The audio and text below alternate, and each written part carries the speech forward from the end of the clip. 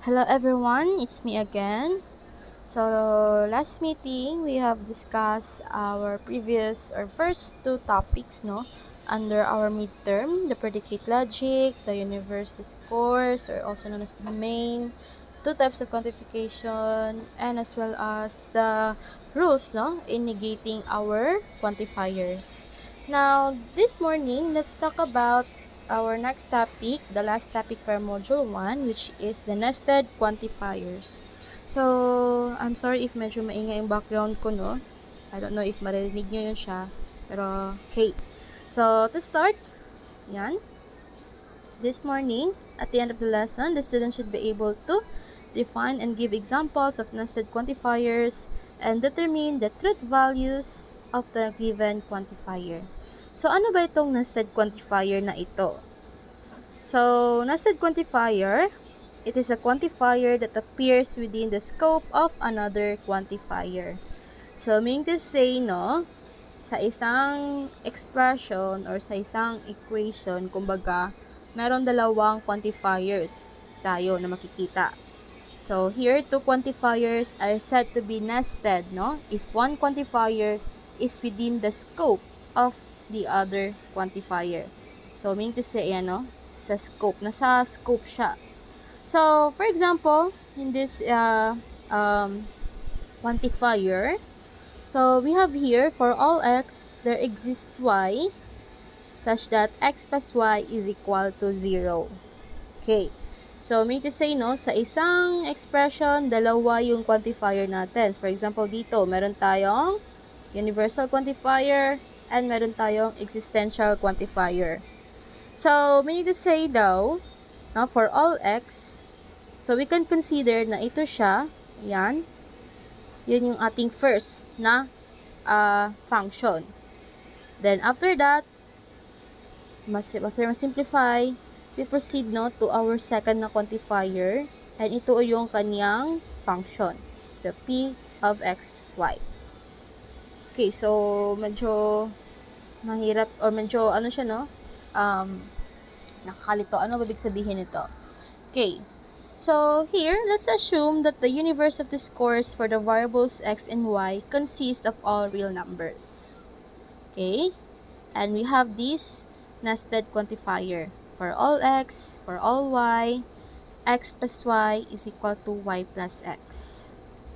And we know na ito, kapag translate natin yan siya, or kapag nindihin natin, it says that x plus y daw is equal siya sa y plus x for all real numbers x and y.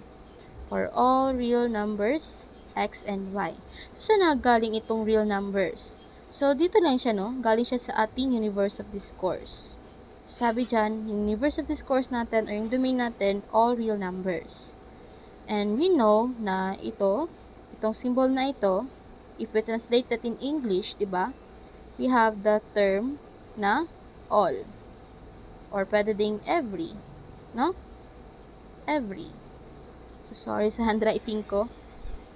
So, for all x, sa lahat daw ng value ng x at saka sa lahat ng value daw ng y, itong function daw na ito or itong p of x na ito is, equal daw. So, x plus y is equal to y plus x. So, kung ano man daw value na i-input mo sa ating x at saka sa ating y, totoo daw siya, Consist daw siya ng all real numbers. Okay? And another one. Yan. So, meron na naman tayong dalawa na quantifiers dito. We have, for all x, there exists y, such that x plus y is equal to 0. So, it says that for every real number x daw, there is a real number y, such that x plus y is equal to 0. So, ano ba ibig sabihin nito? So, ayan, for all, kung ano man daw yung number ng x natin, okay, ng real number x natin, meron daw nag-exist na y para itong p of x natin is totoo. Or depende, so kung ano man yung value and ano yung domain natin. So, sa given na function natin na x plus y is equal to 0, meron daw real number x, okay, sa lahat Okay? Meron lahat na real number x at saka meron lang daw isa na y para sa ganitong expression. Okay? So, yun pag-translate, basta meron tayong ma-encounter na ganito, usually all yan siya. And then kapag existential naman, pwedeng some, okay? Some, okay, wait lang. Erase ko muna yan siya. So, here, sorry. So, kapag ito siya, there exists pwedeng some, or there exists.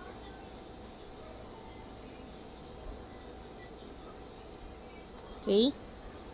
So, usually, yun yung mga phrases, no? Para sa ating mga quantifiers. Okay. So, we have here, no?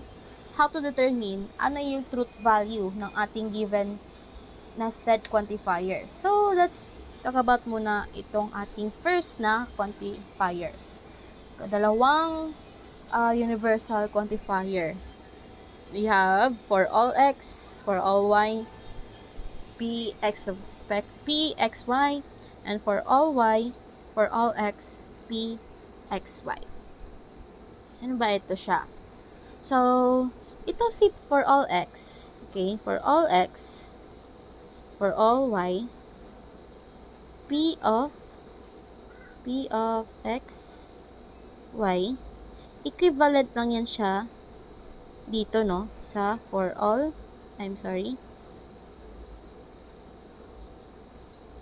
for all y, for all x, p of x, y. Equivalent lang yan sila. So, kailan ba natin masasabi na totoo itong ating statement? So, take note, meron tayong universal quantification. Okay? So, kapag totoo itong ating pxy sa lahat ng pair, no, ng ating x at saka y, ito siya ay totoo din. Okay? So, same lang doon, no, sa rule ng ating universal quantification. Kapag lahat ng mga values na meron tayo sa ating subject is true, so therefore, the whole universal quantification is also true. Okay? So, since this one and this one are equivalent, so, kung ano man yung rule dito, no, ganun yung rule din dito. No, kapag itong si p of xy daw natin is true, sa lahat ng x at saka y, yung pair ng x at saka y is totoo, so therefore, yung statement natin is true. However, magiging false lang siya kapag merong pair ng xy, then i-substitute natin or plug in natin sa ating function, yung pxy natin is false. Okay? So, let's have an example. Let pxy be the statement x plus y is equal to 1, where the domain for x is 2 and 3 for y. Express the quantification for all x, for all y, pxy in English sentence and determine its truth value. So, first, no, syempre, in doing this nested quantifier, dapat translate muna natin siya in English sentence. Saka natin malaman, no, yung kanyang truth value. So, in English, we have, ayan, kung yung domain ng ating given problem, yung x niya is 2 at saka 3 is y, so therefore, for x is equal to 2, for y is equal to 3, and based from the given problem, okay, pxy natin is x plus y is equal to 1. So, since merong given na domain na ang x is equal to 2 at saka y is equal to 3, we have p, 2, 3, and then, substitute lang yan siya dito sa ating p of x. So, we have 2 plus 3. And 2 plus 3 is what? That is 5, right? And 5 is not equal to 1. So, therefore, itong statement natin for all x, for all y, p, dapat ito yung parenthesis, no? So, ayan, pxy is false. Okay? So, since our given na quantifier is universal, and then meron tayong given na domain, okay, 2 at saka y, 2 for x, then y for 3, Okay? Or 3 for y. So, upon plugging in, no, ito siya, lahat ng value na ito sa ating given na function or ating p of x, y, hindi niya na-satisfy. And it is false. So, therefore, the whole statement natin is also false. Okay? So, yan lang siya. I hope that's clear, no? So, you can message me if hindi siya klaro. So, another example, let p, x, y be the statement x plus y is equal to y plus x. What is the truth value of the quantification for all x, for all y, p, x, y? So, mali na naman itong pag, ano ko dito, dapat dito yung parentheses. Okay? Wala yan dito. So, ano daw yung truth value? So, let's say yung domain natin, okay, hindi din na-state dito. I'm sorry, nakalimutan ko state. Ang domain natin dito, okay, I'm sorry, domain, medyo maliit yung ano ko. So, the domain, okay, pangit ng daan ko. I'm sorry, everyone. Domain,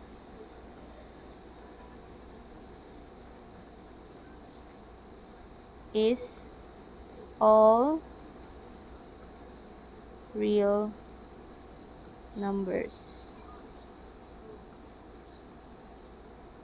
So, yan. So, ano yung truth value nito ngayon? Okay. So, mali yan siya dyan. So, dito tayo sa blank na page.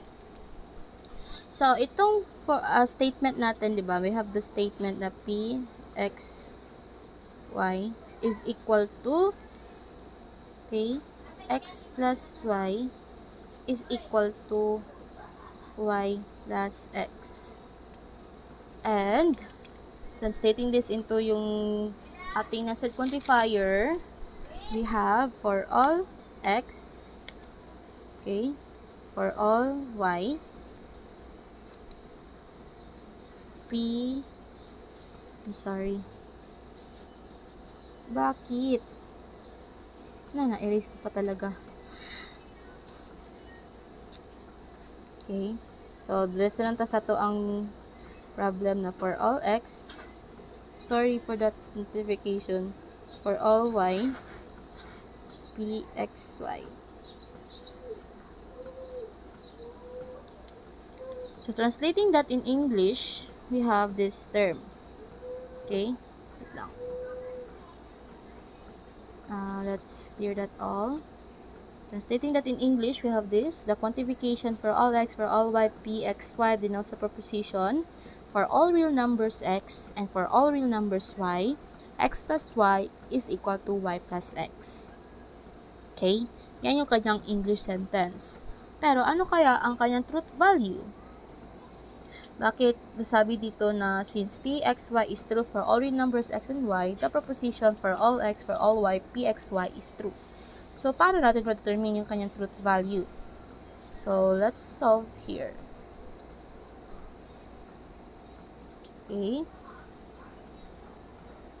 For all x, for all y. So, let's say, no, from all real numbers man daw yung ating domain.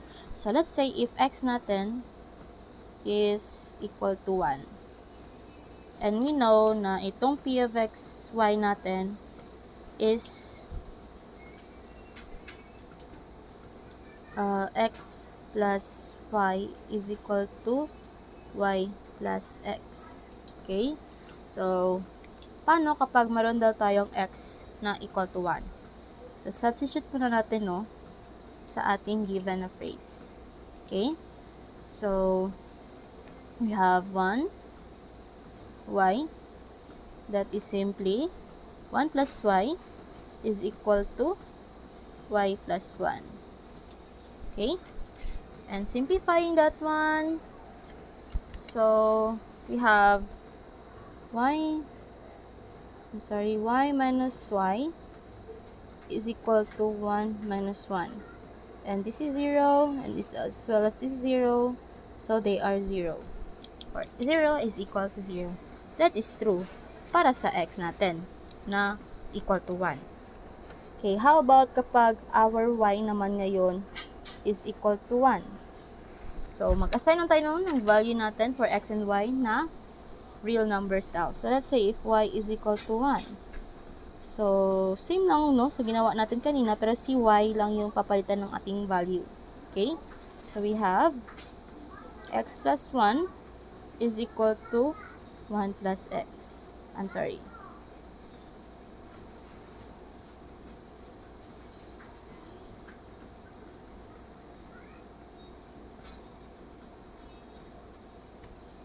One plus x.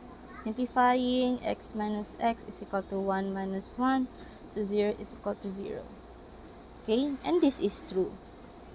So, since meron tayong assign na value for y, and then true ang kinalabasan, and same with sa x na kapag natin siya ng value, which is 1, and then totoo din, therefore, yung ating given na for all x, for all y, such that p, x, y, therefore, that is also true. Okay? So, ganun lang. Okay, para mas maklaro, no? Let's have another example.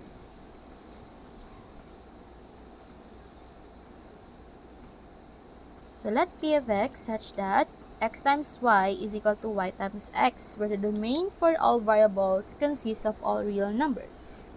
So, real numbers naman yung domain natin. So, itong quantification natin na for all x, for all y, p, x, y denotes the proposition for all real number x, for all real number y, x times y is equal to y times x. So, same lang siya, no? Yung kanina, sa ating first example. Kaso lang, ang kanyang operation is multiplication. Yung kanina is addition. So, let's see. So, also the quantification for all y, for all x, p of p, x, y denotes the proposition for all real number y, for all real number x, x times y is equal to y times x. So, as what I have said, equivalent lang, no? Yung ating dalawang quantification. So, yun lang. Same lang siya yung process natin na ginawa sa previous. Mag-assign lang tayo ng value for x, then mag-assign lang tayo ng value for y. Okay? Okay, let's have another example. Let x and y be the real numbers. P, x, y denotes x plus y is equal to 0. So, paano natin to siya i-determine ngayon ng kanyang truth value? So, ayan. Let x and y be the real numbers, and p of x, y denotes x plus y is equal to 0. So, ang kanyang domain is real numbers. So, translating this one, no, in English, we have, I'm sorry, hindi ko pala nasulat ito, for all, okay, for all real numbers,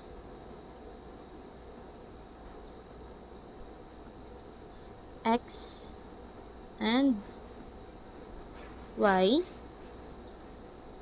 x plus y is equal to 0. Okay, yan yung kanyang English na sentence. Pero, ano kaya ang kanyang truth value? Okay. So, let's assign ng ating values, no? Since for all lang siya, for all yung ating phrase, okay? For all real numbers, okay? So, ano kaya ang value? So, pwede tayo mag-assign na kapag x is 1 and y is 1. We know na ang p of x natin, p of x, y natin is x plus y is equal to 0. So, since x is a real number, ayan, 1, and y is equal to 1 is also a real number, okay, assign natin dito. So, we have 1 plus y is equal,